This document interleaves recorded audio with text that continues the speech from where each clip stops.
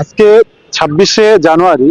তো আজকের দিনের গুরুত্বটা কি, মানে কেন আমরা 26শে জানুয়ারি পালন করি, আপনারা যদি বলতে পারেন তো আপনাদের জন্য একটা চিজ পিৎজা।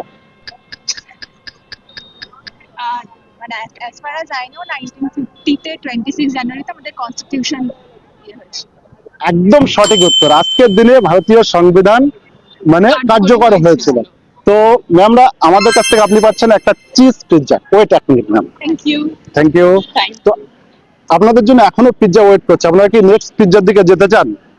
বাট একটা কন্ডিশন আছে, আপনি যদি রং অ্যান্সার দেন অথবা অ্যান্সার ওটা আপনি return. No no thanks. Okay, not issue. Thank you so much. তো কেমন লাগলো পার্টিসিপেট করে? খুব ভালো।